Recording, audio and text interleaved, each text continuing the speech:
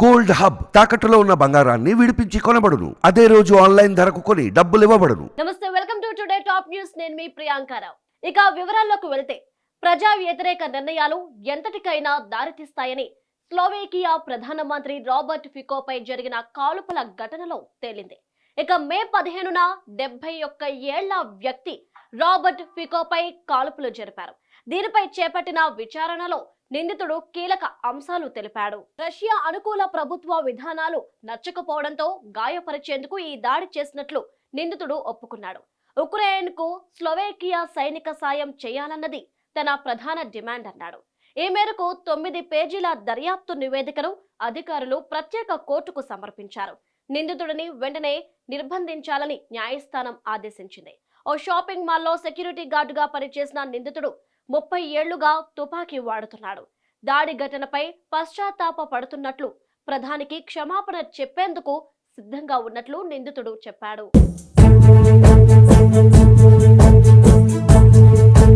Kollapur segment లో జరిగిన 2 హత్యలకు మంత్రి జూపల్లి కృష్ణారావు బాధ్యులని, వెంటనే ఆయన్ను మంత్రి మండలి నుంచి బర్తరఫ్ చేయాలని BRS working president KTR demand చేశారు. హత్యలో మంత్రి పాత్ర లేకపోతే పోలీసులకు సహకరించాలన్నారు. ఇదంతా మంత్రి ప్రోద్బలంతోనే జరిగిందని ఆరోపించారు. అధికారం చేపట్టిన కొద్ది నెలల్లోనే హింస రాజకీయాలకు పాల్పడ్డారని, పేరుకేమో ప్రజాపాలన, చేస్తున్నది ప్రతీకార పాలనంటూ కేటీఆర్ దుయ్యబట్టారు. చిన్నంభావి మండలం లక్ష్మీపల్లిలో బొడ్డు శ్రీధర్ రెడ్డి అంతిమ యాత్ర సమయంలో ఈ మాటలన్నారు. రాష్ట్రంలో ఎక్కడా లేని ఫ్యాక్షన్ సంస్కృతిని మంత్రి జూపల్లి కొల్లాపూర్లో తీసుకొచ్చారని, జనవరిలో మల్లేష్ యాదవ్, ఇప్పుడు శ్రీధర్ రెడ్డి హత్యకు జూపల్లి కారణమయ్యారని ఆరోపించారు. బీఆర్ఎస్ శ్రేణుల జోలికొస్తే సహించేది లేదని కేటీఆర్ వార్నింగ్ ఇచ్చారు.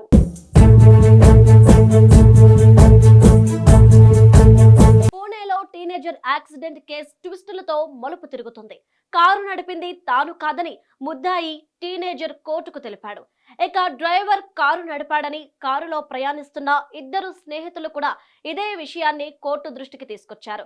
ఇక ధనవంతుల కుటుంబంలో జన్మించిన టీనేజర్ ఖరీదైన కారును వేగంగా నడిపి 2 సాఫ్ట్వేర్ యువకుల మృతికి కారకులయ్యారు. ఆ సమయంలో మద్యం సేవించి ఉన్నట్లు గుర్తించారు.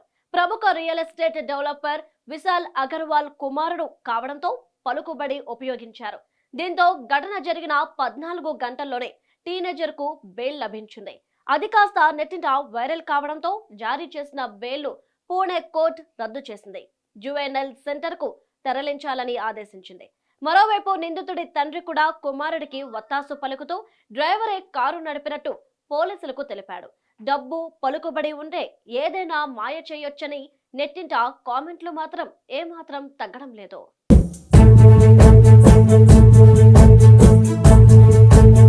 ఇరాన్ దివంగత అధ్యక్షుడు ఇబ్రహీం రైసీతో సహా 6 మరణానికి దారితీసిన హెలికాప్టర్ ప్రమాదంపై ఆ దేశ సాయుధ దళాల జనరల్ స్టాఫ్ తొలి నివేదికను విడుదల చేశారు.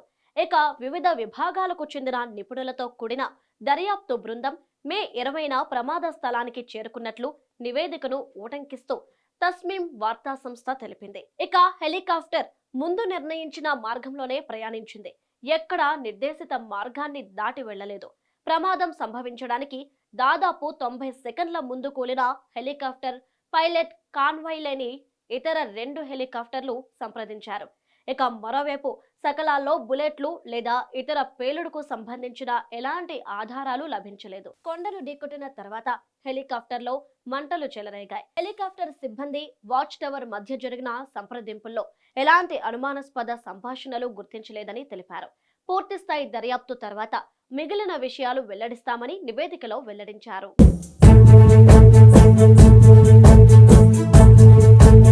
ఢిల్లీ సీఎం అరవింద్ కేజ్రీవాల్ సంచలన వ్యాఖ్యలు చేశారు.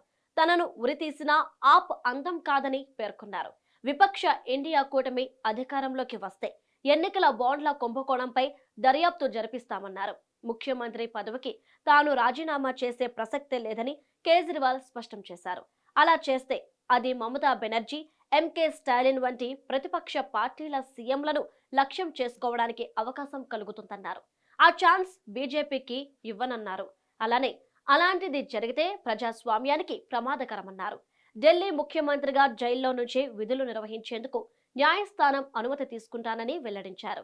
జూన్ 1న కేజ్రీవాల్ బెయిల్ గడువు ముగియనుంది. ఈ నేపథ్యంలో ఆయన ఈ మాటలన్నారు. మరోవైపు తనను బలహీనపరిచేందుకు వృద్ధులు, అనారోగ్య బాధితులైన తన తల్లిదండ్రులను లక్ష్యంగా చేసుకున్నారని కేజ్రీవాల్ ఆరోపించారు. తన తల్లిదండ్రులను వేధించడం మానుకోవాలని ప్రధాని మోదీని కోరానన్నారు.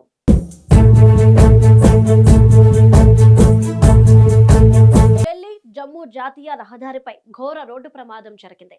అంబాలా కాంట్ సమీపంలో బస్సును ట్రక్ ఢీకొట్టింది. ఒకే కుటుంబానికి చెందిన 7గురు మృతి చెందారు. వైష్ణోదేవి ఆలయానికి వెళ్తుండగా ప్రమాదం జరిగింది. యాక్సిడెంట్ సమయంలో బస్సులో 30 మంది ప్రయాణిస్తున్నారు. సమాచారం అందుకున్న పోలీసులు, ఫైర్ సిబ్బంది సహాయక చర్యలు వేగవంతం చేశారు. క్షతగాత్రులను ఆసుపత్రికి తరలించారు. ఉత్తరప్రదేశ్ కు చెందిన వారిగా గుర్తించారు.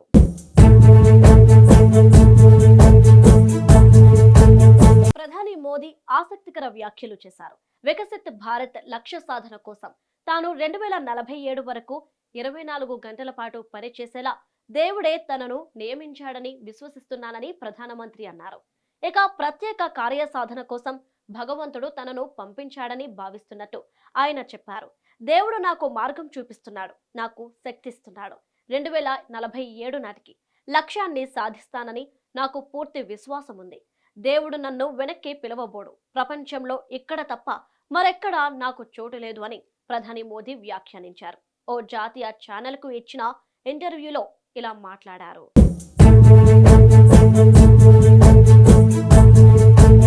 తెలంగాణ వాసి ఆస్ట్రేలియాలో అనుమానాస్పద స్థితిలో మృతి చెందారు. షాద్ నగర్ బీజేపీ నేత అరటి కృష్ణ కుమారుడు అరవింద్ యాదవ్ సిడ్నీలో స్థిరపడ్డారు. 5 రోజుల క్రితం నుంచి అతను కనిపించకుండా పోయారు. దీంతో అక్కడి పోలీసులకు ఫిర్యాదు చేశారు. ఆస్ట్రేలియాలో వాతావరణం పడకపోవడంతో వారం రోజుల క్రితం తల్లి ఉషారాణి షాద్ నగర్ వచ్చింది. అరవింద్ కుటుంబంతో కలిసి స్వగ్రామానికి వచ్చేందుకు విమాన టికెట్లు బుక్ చేసుకున్నారు. అరవింద్ భార్య గర్భిణి. కారు వాష్ చేయించుకుని వస్తానని చెప్పిన అతడు తిరిగి ఇంటికి రాకపోవడంతో కుటుంబ సభ్యులు పోలీసులను ఆశ్రయించారు. ఈ నేపథ్యంలో సముద్రంలో ఓ యువకుడి శవాన్ని ఆస్ట్రేలియా పోలీసులు గుర్తించారు. DNA పరీక్షల్లో అరవిందేనని ధృవీకరించారు. హత్య లేక ఆత్మహత్య అన్న కోణంలో పోలీసులు దర్యాప్తు ప్రారంభించారు. ఇవి ఇవాల్టి today top news updates. Keep watching మనం టీవీ.